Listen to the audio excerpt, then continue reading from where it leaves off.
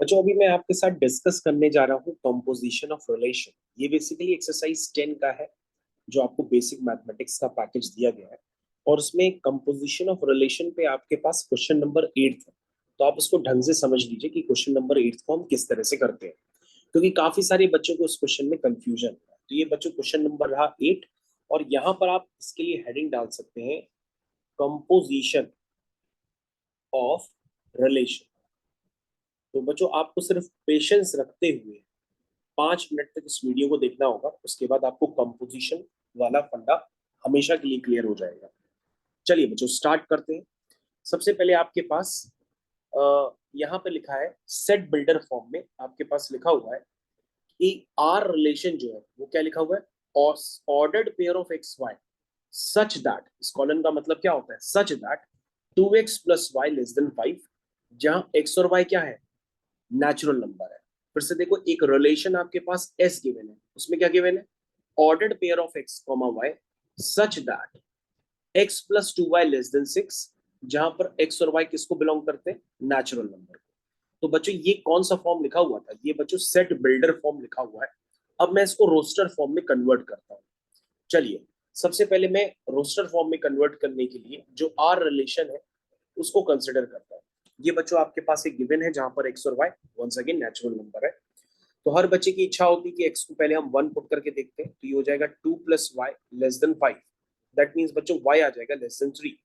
इसका मतलब बच्चों एक्स को जब आप 1 पुट करते हैं तो वाई आप 2 ले सकते हैं, एक्स को 1 पुट करने पर वाई आप 1 भी ले सकते हैं।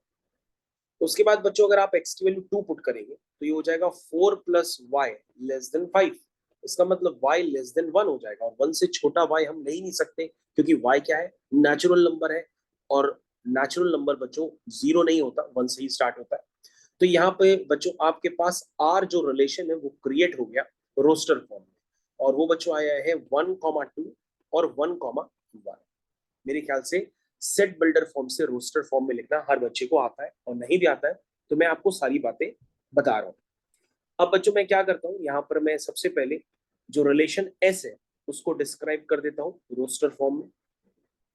सबसे पहले बच्चों हम एक्स की जगह हर बार की तरह 1 पुट करेंगे, तो 2y क्या आ जाएगा, less than 6 minus 1 which is 5। इसका मतलब y लेस देन कितना हो बच्चों, 2.5। इसका मतलब बच्चों जब हम x को 1 पुट करते हैं तो y 2 हो सकता है, x को 1 पुट करते हैं तो y 1 भी हो सकता है ना। मेरे ख्याल से सबको क्लियर है ये बात, ठीक है, सबको क्लियर है। अब बच्चों हम x की जगह 2 पुट करते हैं, जब हम x की जगह 2 पुट करेंगे तो हो जाएगा 2 plus 2y less than 6। That means y less than 4, यानी कि 4/2, दैट मीन्स 2। यानी y जो होगा बच्चों वो 2 से छोटा आ जाएगा, और 2 से छोटा y तो पॉसिबल है, इसका मतलब x इक्वल टू 2 डालने पर y की वैल्यू 1 आएगी। अब बच्चों हम लोग देखते हैं ये कहां तक चल सकता है, x इक्वल टू 3 भी पुट कर सकते हैं। तो 3 प्लस 2y लेस देन 6। बच्चों जरूरी नहीं आप x की वैल्यू पुट करके y की वैल्यू निकालें, आप y की जगह भी 1 2 3 4 रख करके x की वैल्यूज भी निकाल सकते हैं, यही आंसर आएंगे। चलिए, तो बच्चों यहाँ से 2y क्या आ जाएगा, less then 3। That means y less than 3/2 मतलब 1.5। इसका मतलब बच्चों जब हम x की तरह 3 डालते हैं तो y 1 होता है। इसका मतलब बच्चों जो आपका s निकल के आया है रोस्टर फॉर्म में उसमें 1,1 है, 1,2 है, 2,1 है, और 3,1 है। ये है बच्चों आपके पास आर और एस। तो बच्चों सबसे पहले आपको उनको रोस्टर फॉर्म में कन्वर्ट करना था, सो आपने कर दिया। अब देखो बच्चों आपके पास 4 तरह के कंपोजिशन है, आरओएस, एसओआर, आरओआर, एसओएस। तो बच्चों सबसे पहले अगर हम आरओएस को निकालना चाहते हैं तो हमारा काम सबसे पहले ये होता है कि हम एस के ऑर्डर्ड पेयर्स लिखेंगे और फिर आर के ऑर्डर्ड पेयर्स लिखेंगे। ध्यान दीजिएगा बच्चों, आरओएस का मतलब होगा सबसे पहले आप एस लिखेंगे फिर आप आर के ऑर्डर्ड पेयर्स लिखेंगे। आरओएस का मतलब पहले एस फिर आर, एसओआर का मतलब पहले आर फिर एस। समझ गए आप? चलिए, तो आरओएस में सबसे पहले एस के ऑर्डर्ड पेयर्स बताइए। एक्स इक्वल टू 1 पे y1, 1,2, 2,1, 3,1। चलिए आर का लिखिए बच्चों, आर का क्या है, 1,2, 1,1। अब बच्चों आरओएस को जल्दी से डिस्क्राइब हम कर लेते हैं क्या है। चलिए, तो बच्चों ध्यान से देखिएगा, यहाँ पर x इक्वल टू 1 पर यहाँ पर y की वैल्यू 1 आती है, और यहाँ पे x इक्वल टू 1 पर y की वैल्यू 2 आती है। तो इसका आपको पहला एलिमेंट और इसका आपको दूसरा एलिमेंट लेना है, तो यानी ये ऑर्डर पेयर हो गया 1,2।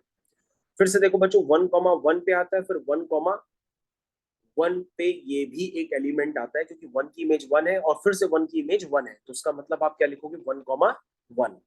ये बात समझ में आई। फिर से देखो बच्चों 1,2 है, ध्यान से देखिए क्या आ रहा है 1,2 है, तो आप ध्यान से देखिए क्या यहाँ पर कहीं 2 की इमेज है, पोजीशन नहीं है। हमने कहा 2,1 है, ध्यान से देखिए 2,1 है, तो 1 की इमेज है, क्योंकि हाँ सर 1 की इमेज है, तो हमने क्या है, क्योंकि सर 2,2 है, 2,1 देखो 2,1, तो 1 की इमेज क्या है वहां पे 2, तो यानी कि 2,2 हो गया, समझ में आया? फिर देखो 2,1, फिर 1 की इमेज 1 है, तो उसका मतलब 2,1 हो जाएगा। क्या बात समझ पाए आप लोग? फिर से देखो बच्चों 3,1 और 1 की इमेज 2 है, तो हो जाएगा 3,2। 3,1 और 1 की इमेज 1 है, तो ये हो जाएगा 3,1। तो बच्चों ये आपका पता है क्या बनकर के आ गया, ये आपका बन के आ गया ROS। अब बच्चों हम लोग क्या देखते हैं, SOR। SOR के लिए पहले आप R लिखेंगे, फिर आप S लिखेंगे। R में क्या है 1 2 1 1, S में क्या है 1 1 1 2 2 1 एंड 3 1। चलिए ध्यान से देखिए, अब हम SOR को डिस्क्राइब करने वाले हैं। चलिए, तो 1 की इमेज 2 और वहां पे 2 की इमेज 1, तो उसका मतलब क्या बना 1,1। फिर से देखो 1 की इमेज 2 और 2 की इमेज 1 ही है, इसके अलावा 2 की इमेज वहां पर और कोई नहीं है। आगे बढ़ो, 1 की इमेज 1 और वहां पे 1 की इमेज 1, तो उसका मतलब 1,1, वो तो आप पहले से लिख चुके हैं। फिर 1 की इमेज 2, फिर 1 की इमेज 1, ध्यान से देखिए 1 की इमेज 1, फिर 1 की इमेज 2, तो ये कौन सा पॉइंट आ सकता है 1,2 आ सकता है। आप लोग समझ पा रहे, नहीं समझ पा रहे तो दोबारा देखिए, 1 की इमेज क्या है 2 है, और यहाँ पर 2 की इमेज क्या है 1 है, तो आपने क्या लिखा 1,1। फिर से देखिए 1 की इमेज 1 है और यहाँ पर 1 की इमेज 1 है, लेकिन आप 1,1 पहले ही से लिख चुके हैं, तो दोबारा नहीं लिखेंगे सेट में। फिर से देखिए 1 की इमेज 1 है और 1 की इमेज 2 है, तो 1,2 आ सकता है ना, तो वो आपने लिख दिया। मेरे ख्याल से आप लोग समझ गए। अब बच्चों आपको क्या लिखना है, आपको लिखना है ROR, तो ROR भी लिख लीजिए, वो तो लिखना बहुत ही आसान है, तो दोनों तरफ ही RR होगा, तो होगा 1,2 1,1 1,2 1,1। चलिए ROR भी लिख लेते हैं। चलिए 1,2 और 2 की इमेज बच्चों वहां पे है ही नहीं, तो छोड़ दो। 1,1 और 1,1, तो ध्यान से देखिए 1,1 और 1,1, इसका मतलब 1,1 1,1 और 1,2, इसका मतलब 1,2। समझ में आ गया?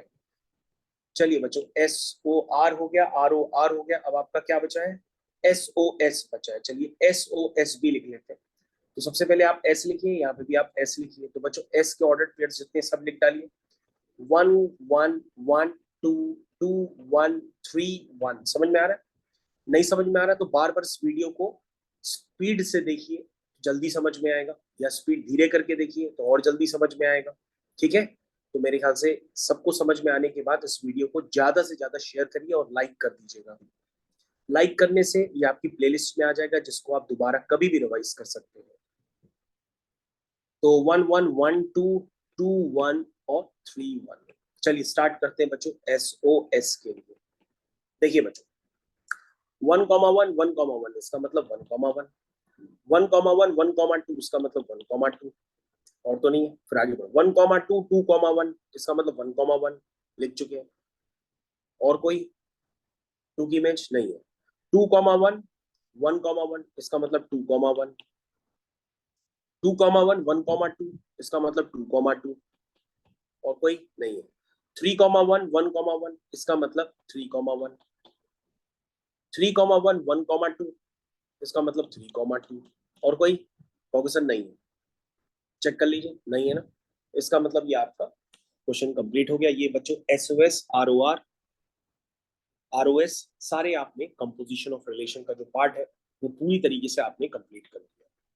तो पूरी तरह से कंप्लीट करने के बाद बच्चों क्वेश्चन नंबर मैंने आपको 8th करके दिखाया था, और 8th क्वेश्चन के ये सारे आंसर अगर आप देखेंगे तो आपको ये सारे आंसर मैच करते हुए भी नजर आएंगे, तो ये सारे आंसर आपको मैच भी करेंगे।